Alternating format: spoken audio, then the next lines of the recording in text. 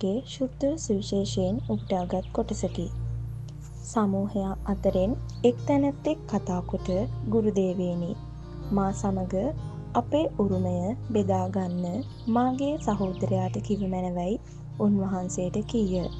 එහෙත් උන්වහන්සේ කතා කරමින්, මිත්‍රය, ඔබ කෙරෙහි නඩුකාරයෙකු නොහොත් දේපල බෙදන්නෙකු කොට මා පත් කළේ කවරෙක්දැයි ඔහුගෙන් ඇසූ සේක. තවද සියලු ආකාර තණ්හාවලින් පරිස්සම් වෙන්නට බලාගන්න.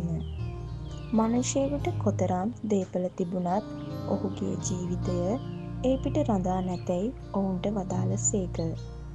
උන්වහන්සේ උපමාවක් කියමින් මෙසේ වදාළ සේක.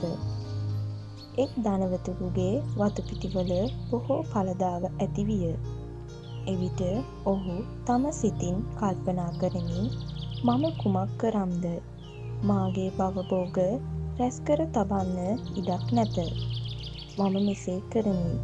මාගේ අටුකුටු කඩා දමා වඩා විශාල ඒවා ගොඩනගා ඒවායේ මාගේ සියලු ධන ධාන්‍ය රැස්කොට තබා අවුරුදු ගණනාවකට සෑහෙන තරම් අගනා වස්තු සම්භාරයක් මෙහි රැස්කොට තිබේ.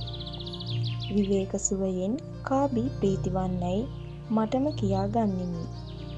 එහෙත් දෙවියන් වහන්සේ ඔහුට කතා කොට අඥානය, අද රාත්‍රියේදී ඔබගේ ප්‍රාණය ඔබෙන් ගනු ලැබේ.